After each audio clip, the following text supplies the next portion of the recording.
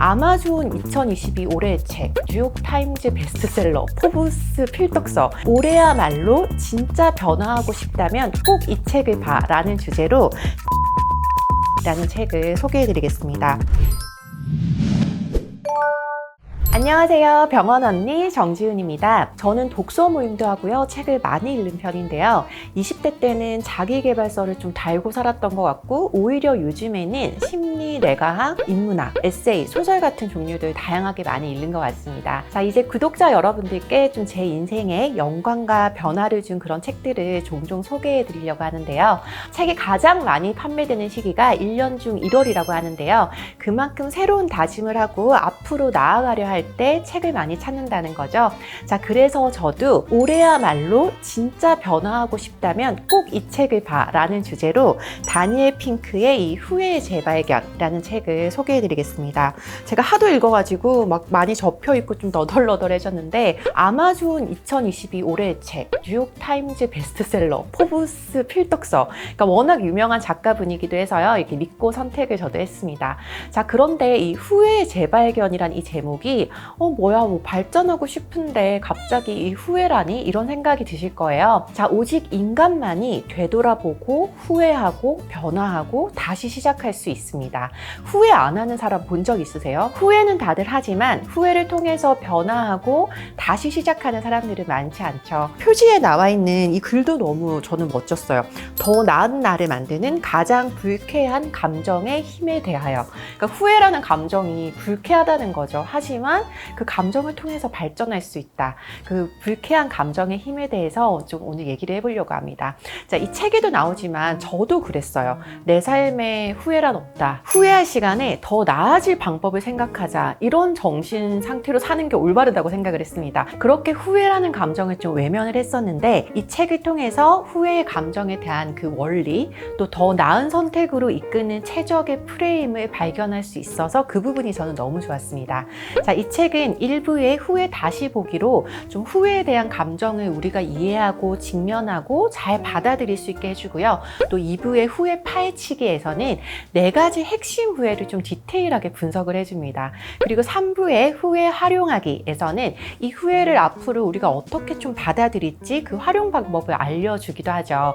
자, 좀 쉽게 읽히는 편이고요. 또 메시지도 딱 명확한 책입니다. 그래서 여러분들이 나 제대로 잘 후회하고 또 후회할 일 안 만들 거야, 그런 분들이 읽으시면 대만족하실 겁니다.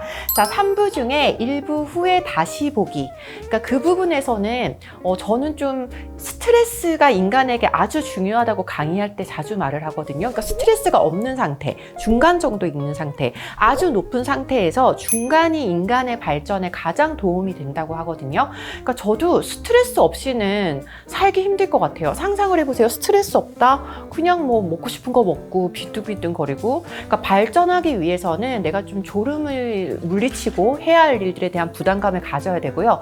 또 학교 과제, 저 지금 박사과정 하니까 그런 부담스러운 과제들, 논문들, 좀 우리가 생존할 수 있도록 돕는 감정이 바로 후회입니다. 그러니까 내가 바라던 바랑 다른 상황이 되었거나, 내가 이 선택을 했다면 좀 이런 결과가 일어났을 텐데, 이렇게 하면서 이미 일어난 결과와 비교를 하면서 우리는 후회를 하게 되죠.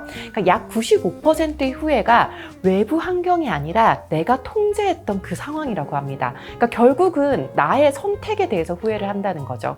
그러니까 제가 이 책에서 봤던 재미있는 연구 결과가 있는데요. 금메달, 은메달, 동메달 리스트의 그 감정 중에서 동메달 리스트는 그렇게 생각을 해요. 그래도 내가 적어도 동메달은 땄다. 좀만 내가 못했으면은 메달을 못 땄을 뻔했는데, 이런 생각을 하는데, 은메달 리스트가 가장 감정 상태가 안 좋다고 합니다. 내가 몇 초만 빨랐으면, 그러니까 적어도와 했더라면 이라는 이 반사실적 서술 부분이 되게 인상적이었어요. 책에서는 조금 어렵게 설명을 하기는 해요. 막 용어들도 그렇고요. 그러니까 우리는 적어도 내가 적어도 이랬다면 보다는 뭐뭐를 했더라면 훨씬 더 많이 떠올린다고 합니다. 그렇지 않으세요? 그리고 이 책에서는 그런 설명을 하면서 후회의 3가지 이점들도 소개를 해줍니다. 그러니까 어떤 후회의 이점들이 있냐면, 의사결정 능력도 향상시켜주고 성과도 높여주고 그 일들에 대한 의미를 심화시켜준다, 이런 내용들도 나오고요. 제가 여기서 좀 위안을 받았던 책의 구절이, 상처를 입었다는 말은 당신의 마음을 상하게 할 만큼 충분히 크고 중요하고 가치 있는 일을 했다는 뜻입니다 라는 내용이 있거든요. 이제 여러분들도 살아가면서 얼마나 상처 많이 받으셨어요. 그런 가치 있는 일들을 많이 하셨으니까 이제 2부로 넘어가서 후회 파헤치기도 간단히 소개를 해드릴게요. 그러니까 저자는 이 책을 쓰면서 세계 후회 설문조사 프로젝트도 진행을 했습니다. 그러니까 메타 분석에 대한 얘기도 많이 나와서, 그러니까 정말 뜬구름 잡는 소리가 아니더라고요. 그만큼 분석을 많이 했기 때문에 전 세계 사람들의 많은 후회들도 이 책에서 소개가 되어지거든요. 와, 정말 세상 사람 사는 거 다 비슷하고 똑같다. 저도 이 책 보면서 그런 생각을 했는데, 그러니까 이 후회는 기회랑도 큰 연관이 있습니다. 그러니까 후회를 이 책에서는 4가지로 분류를 하는데요. 첫 번째 후회는 기반성 후회. 그 일을 했더라면, 아마 제일 많으실 거예요. 저 같은 경우는 공부를 잘해서 명문대 진학하고 의사가 되었다면, 아마 제가 병원 일을 하고 있어서 그런 후회가 좀 들었던 것 같습니다. 그러니까 또 어떤 후회가 있냐면, 20대부터 꾸준히 운동을 해서 근육량과 기초대사량을 더 탄탄하게 만들어 뒀더라면. 그래서 기반성 후회는 앞을 내다보지 못하고 내가 성실하지 못한 데서 비롯되는 그런 후회들이에요. 진짜 많이 떠오르더라고요. 그래도 지금이라도 저는 박사과정 공부하고 있고 운동 열심히 하고 있다, 이래서 얼마나 다행이야, 더 열심히 하자, 이런 생각들도 하게 되는 계기가 되었고요. 두 번째는 대담성 후회. 그러니까 세월이 지나서 붙잡은 기회보다 흘려보낸 그런 기회들을 생각하게 되는 것들입니다. 좀 위험을 감수했더라면, 이런 것들이 있는데요. 저 같은 경우는 우리 부모님이 해주진 않았더라도 내가 20세 때 아니면 더 어렸을 때 어학연수를 가거나 해외에서 내가 뭐 일하면서 공부했더라면, 의미 없이 술 마시고 노는 거에 심취할 게 아니라 좀 그때 배낭여행을 더 했더라면 내 견문이 얼마나 넓어졌을까. 행동하지 않은 것에 대한 후회가 행동을 한 것에 대한 후회보다 2배 이상이 많다고 해요. 대담성 후회의 중심에는 단 한 번의 삶에 있어서 더 행복하고 더 용감하고 더 발전한 사람이 될 수 있었던 그 가능성이 좌절된 것이다. 저는 그 문장이 좀 와닿았습니다. 자, 다음은 도덕성 후회. 들으면 아시는 내용들이에요. 옳은 일을 했더라면, 거짓말을 하지 않았더라면, 이런 것들이고요. 마지막 관계성 후회는 내가 그때 손을 내밀었더라면, 관계가 단절되거나 좀 그 관계에 대해서 원하는 대로 실현되지 않은 그런 것에 대한 후회입니다.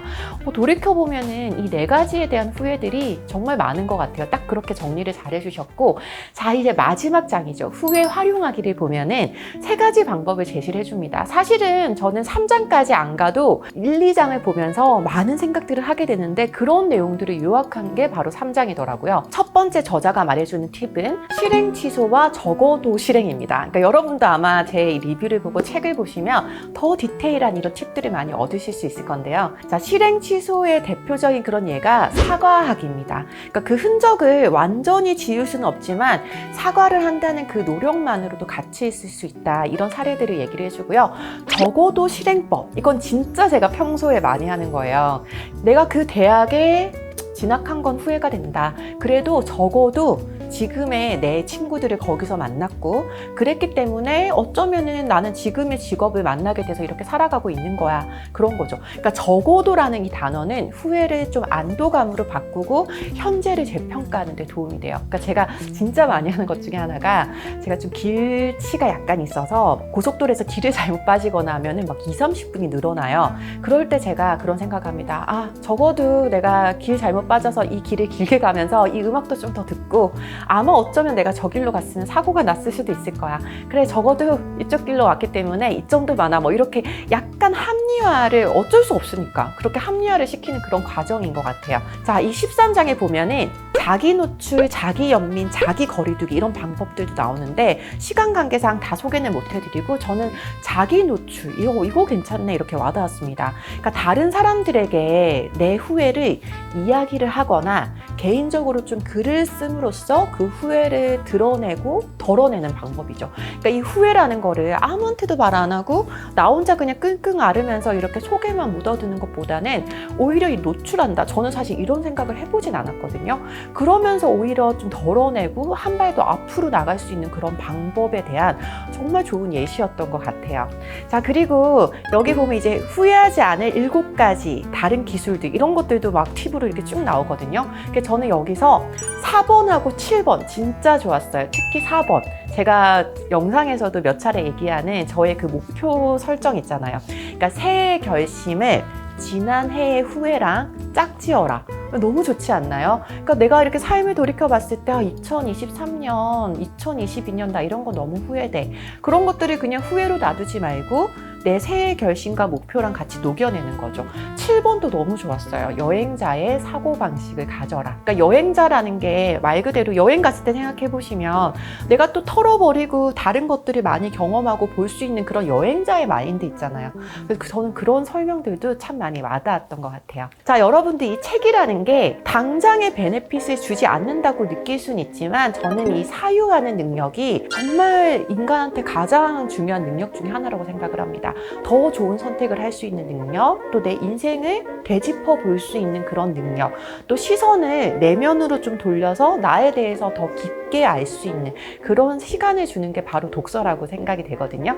그래서 좀 시간이 부족해서 독서를 많이 못 하시는 분들, 또는 어떤 책을 좀 이번에 봐야 될까? 나는 책만 사면은 막 몇 장 보다가 안 보는데, 그럴 때 이 제 책 리뷰를 보시고요. 좋은 책을 선택하실 수 있는 그런 동기를 가지셨으면 좋겠습니다. 저 또한 여러분들 덕분에 좀 읽었던 책을 이렇게 다시 들여다보면서 진짜 제대로 된 독서를 다시 한 것 같아서 저 또한 이 영상과 구독자 여러분들께 감사하는 마음이 생기더라고요. 자, 또 좋은 책 소개로 찾아오도록 하겠습니다. 좋아요와 구독하기, 알림 설정 잊지 마시고요. 댓글 주시면 답변 드리겠습니다. 다음 시간에 또 만나요. 꼭이요.